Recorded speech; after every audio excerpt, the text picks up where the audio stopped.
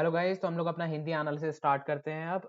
पहले मैं बात करूंगा इंडेक्स के बारे में, फिर एफएनओ के कुछ स्टॉक्स के बारे में, फिर कैश सेगमेंट के कुछ स्टॉक्स के बारे में, पोटेंशियल ट्रेड्स, और फिर हम लोग अपने टारगेट्स के बारे में बात करेंगे। कैसे हमने दावत में 10% बुक करा आज एक दिन के अंदर, एंड एटीजीएल में कैसे हम लोगों ने बुक करा 9% इन 1 2 3 4 days। ओके, तो people who speak English, English audience, link is in the description of my telegram, follow me right now, okay, you will get the english analysis there।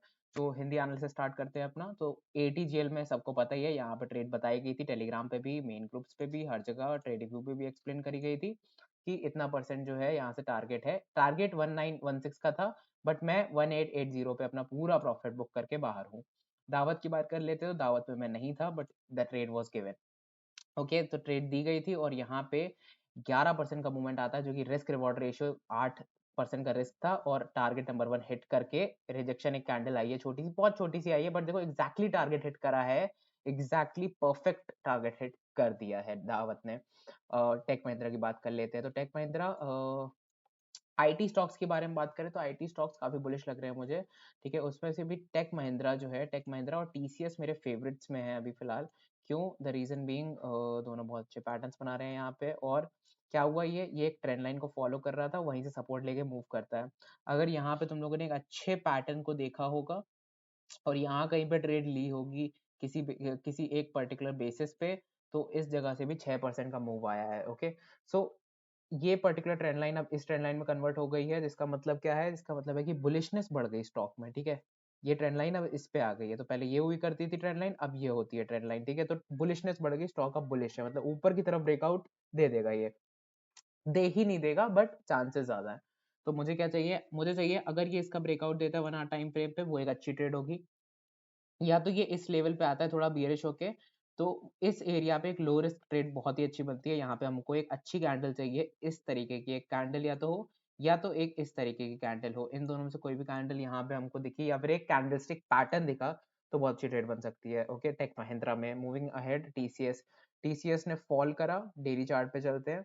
Okay, resistance जो हुआ करता था, उसके breakout के बाद बहुत बड़ा मूवमेंट आया, फॉल हुआ, डबल बॉटम बनाया। 1 आवर टाइम फ्रेम पे चलते हैं। यहाँ पे हम लोग को दिखता है कि डबल बॉटम पे नेक लाइन पे ब्रेकआउट मिला, फिर एक फेक आउट मिलके क्या हुआ, मैंने क्या बताया था कि जब भी ये ब्रेक डाउन होता है और ऊपर आता है, उसे एक्यूमुलेशन कहते हैं। लोग कहते हैं कि ये एक्यूमुलेशन है प्राइस का, ये भी एक्यूमुलेशन है, बट ये भी एक्यूमुलेशन ही है प्राइस का। इस तरीके से अगर कोई चीज ब्रेकआउट हो रही है, तो ये भी एक्यूमुलेशन है और ये भी एक्यूमुलेशन है प्राइस का।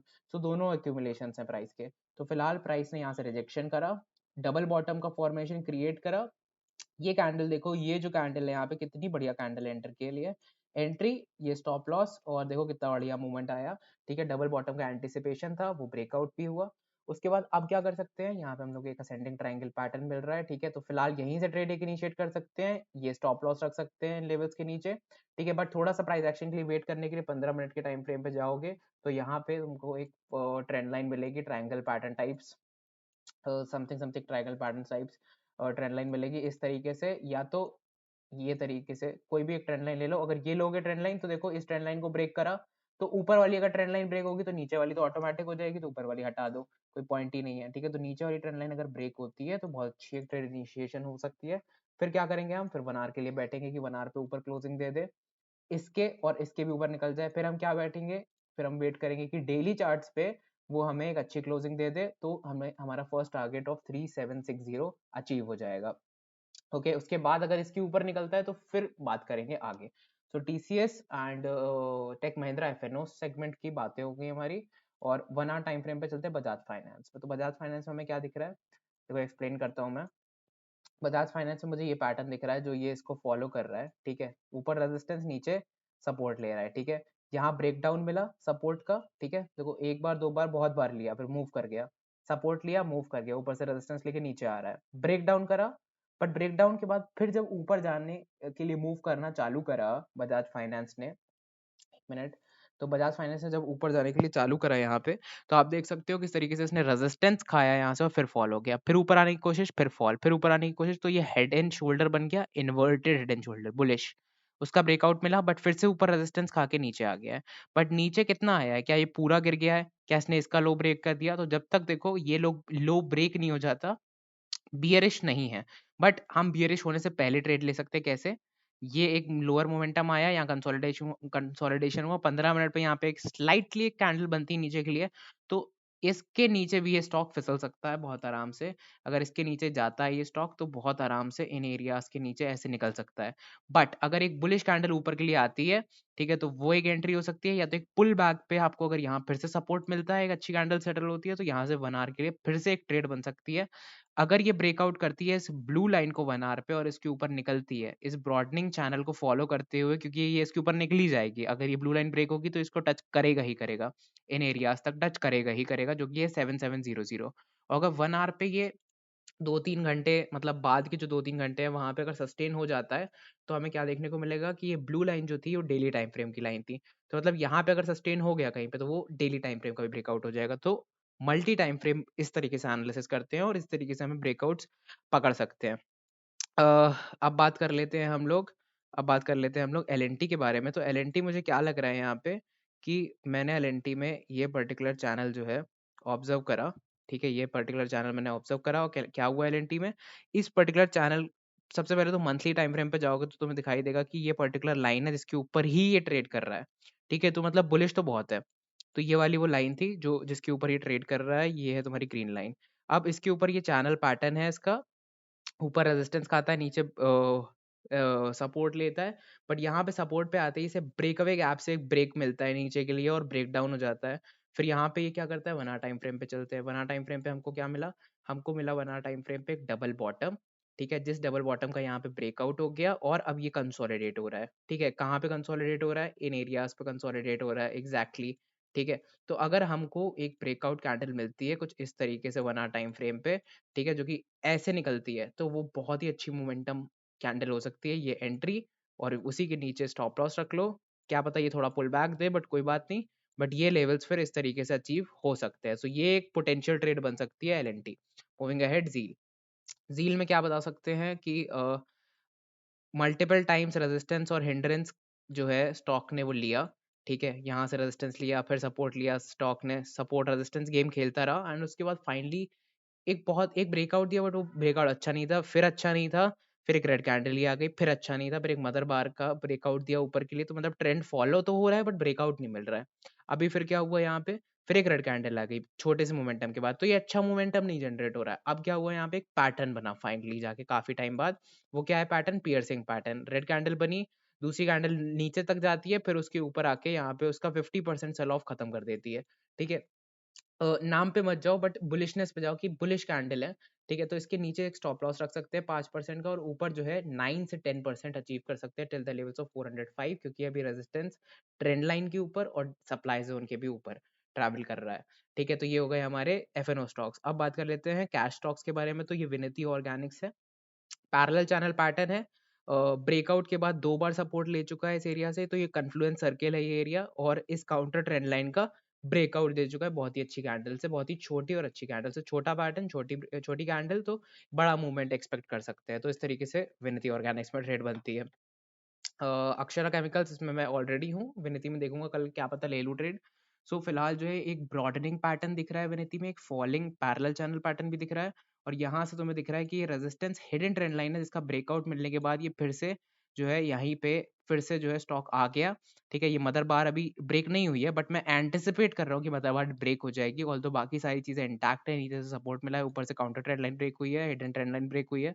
सो ये अच्छी ट्रेड यहाँ से इनिशिएट हो सकती है टिल द लेवल्स ऑफ 577, तो हो ही जाएगी। फिर एक पुल बैक ला के क्या पता हो जाए, या फिर क्या पता एक ही बार में जूम आउट कर जाए स्टॉक। तो दोनों साइड ये जा सकता है अक्षरा कैम, बहुत अच्छा स्टॉक है। Moving ahead, radio city. Radio city अगर आप देखोगे तो डिमांड जोन पे है, एंड डिमांड जोन से ऊपर फिर से मूव करने की कोशिश कर रहा है, एक ब्रॉडनिंग पैटर्न है और काउंटर ट्रेंड लाइन का ब्रेकआउट दे चुका है, ठीक है? तो सिंपल पैटर्न, सिंपल ट्रेडिंग है यहाँ पे। काउंटर ट्रेंड लाइन जो कि एक डिसेंडिंग ट्राइंगल पैटर्न का टेक्स्ट बुक फॉर्मेशन है, ब्रेकआउट, तो यहाँ से जो है हम लोग को ये टारगेट जो है अचीव होना चाहिए, ठीक है? स्टॉप लॉस क्या होगा, इसी कैंडल के नीचे। रिस्क रिवॉर्ड रेशियो एकदम फेवरेबल है, क्यों? क्योंकि ऊपर का बलून बड़ा है और नीचे का बलून छोटा है, तो risk reward ratio is done. Moving ahead, Shriram transport, Shri cement. तो श्री सीमेंट एक पैरेलल चैनल में है बड़े, बट अगर ये एरिया देखो, ये एरिया कन्फ्लुएंस सर्कल है, व्हाई? बिकॉज ये ऊपर के लिए एक स्प्रेड खोल रहा है, ठीक है, और नीचे के लिए भी एक स्प्रेड खोल रहा है, और दोनों साइड फॉलो कर रहा है। ऊपर भी रेजिस्टेंस मिल रहा है, ब्रेकआउट मिल रहा है, सस्टेनेबिलिटी मिल रही है, और रेजिस्टेंस मिल रहा है नीचे भी। यहाँ पे आपको हिंड्रेंस मिल रहा है, फिर ब्रेकआउट के बाद एक ब्रेकडाउन डायरेक्ट मिल रहा है, फिर एक ब्रेकआउट के बाद यहाँ पे एक सस्टेनेबिलिटी मिल रही है, फिर यहाँ पे सस्टेनेबिलिटी फिलहाल मिल रही है। तो अगर यहाँ से कैंडल ब्रेकआउट देती है, ठीक है, इस पैटर्न को फॉलो अप करना थोड़ा डिफिकल्ट है, बट अगर तुम लोग बना लो अपने चार्ट पे जाके तो बहुत ईजी है इस तरीके से लाइन ड्रॉ करना। इसको पॉज करके देख लो कि किस तरीके से ड्रॉ करनी है, और ये अगर यहाँ पे कैंडल सेटल होती है इस तरीके से इन लेवल्स पे, ठीक है, तो वो बहुत आराम से इन लेवल्स तक 29,700 के लेवल्स तक जा सकता है श्री श्री सीमेंट। ये हुई हमारी कैश सेगमेंट की ट्रेड। तो अब आ जाते हैं हम लोग निफ्टी और बैंक निफ्टी इंडेक्स की बात कर लेते हैं। तो डेली टाइम फ्रेम पे देखोगे तो स्पिनिंग टॉप टाइप कैंडल है, जो कि एक किस तरीके की कैंडल होती है, कन्फ्यूजन कैंडल, या फिर जब कंसोलिडेट हो रही होती है चीज़ें उस टाइप की कैंडल होती है, ठीक है, समझ में आ गया। मतलब अब हम लोग आर्ली टाइम फ्रेम पे चलते हैं। आर्ली टाइम फ्रेम पे हम देख रहे हैं कि ऊपर से अगर देखोगे तो निफ्टी वहीं से फॉल करती है जहां से रेजिस्टेंस था, heavy resistance, heavy resistance, heavy resistance, heavy resistance, ठीक है। अब यहाँ पे अगर तुम लोग देखोगे तो डबल बॉटम बनाया, उसके ऊपर निकलने की कोशिश अभी तक एक बार भी नहीं हुई है। क्यों? क्योंकि उसके ऊपर देखो कंसोलिडेट हुआ, गैप अप हुआ, बट फॉल हो गया, तो एक बार भी अभी एक स्ट्रॉन्ग कैंडल उसके ऊपर नहीं निकली है, ठीक है, बट यहाँ पे भी एक गैप अप है। तो अगर अगर अब 15 मिनट टाइम फ्रेम पे चलते हैं, ठीक है, 15 मिनट टाइम फ्रेम पे ये क्या है, डबल बॉटम। क्यों? क्योंकि ये है एक गैप डाउन। तो गैप डाउन, सो गैप की वजह से क्या हुआ, ये रेजिस्टेंस सपोर्ट का गेम हो गया है यहाँ पे। अगर ये डबल बॉटम यहाँ से ब्रेक करता है इस लेवल को, तो एक अच्छी ट्रेड बनेगी। ओके, और मैं आपको टेलीग्राम पे अपडेट करूंगा कि किस तरीके से ट्रेड की नॉलेज लेनी है, ठीक है। I am not a call provider, so don't ask me question कि क्या बाय कर ले, क्या सेल कर ले, ठीक है, वो तुम्हें खुद करना पड़ेगा, खुद का दिमाग लगाओ उसके लिए, ठीक है। बट मैं तुम्हें नॉलेज दे सकता हूँ कि ये पॉइंट अच्छा है सोचने के लिए खुद से कि अब तुम क्या कर सकते हो यहाँ से, ठीक है। तो ये डबल बॉटम है, इसका ब्रेकआउट मिलता है 15 मिनट टाइम फ्रेम पे, तो बहुत अच्छी ट्रेड यहाँ से इनिशिएट हो सकती है again till the levels of 17,528। और अगर ये नीचे के लिए ब्रेकआउट होता है यहाँ से इस तरीके से, तो वो एक बहुत अच्छी शॉर्ट कंटिन्यूएशन ट्रेड बन सकती है till the levels of 17,000 round level. तो 17,360 का ब्रेकआउट होता है 15 मिनट टाइम फ्रेम पे, तो हमें 17,530 आराम से मिलेगा। और अगर 17,260 के लेवल्स ब्रेक डाउन होते हैं कल, ठीक है, तो बहुत अच्छे से हमें 17,000 का लेवल फिर से निफ्टी में मिल सकता है। Okay, simple trade. Okay, multiple time frames के हिसाब से। और यहाँ पे अगर हम लोग देखते हैं बैंक निफ्टी में, तो वही डबल बॉटम बना के ब्रेकआउट देके सस्टेन हो गया, बेटर देन निफ्टी। तो वीक निफ्टी है फिलहाल, बैंक निफ्टी इतना वीक नहीं है। तो डबल बॉटम का ब्रेकआउट मिला, ठीक है, उसके बाद एक पैटर्न मिला जिसका ब्रेकआउट हुआ, यहाँ पे ट्रेड बहुत अच्छी बन सकती थी, नेक्स्ट डे प्रॉफिट भी बुक कर सकते थे, प्रॉफिट करा भी लोगों ने बुक, गैप फिल हो गया। नेक्स्ट डे फिर एक और गैप बना और वो गैप फिल हो गया और उसके ऊपर निकल रहा है अभी।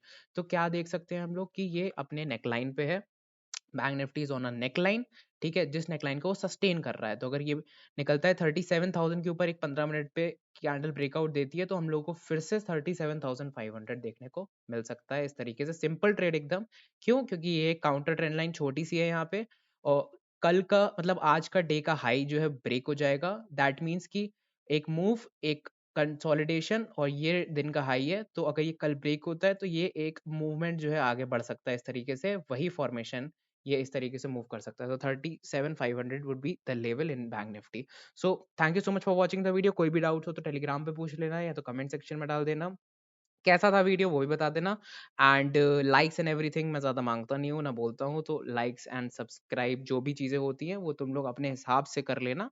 एंड कोई भी इशू हो तो वो मुझे बता देना। Thank you so much for watching the video, कल मिलते हैं।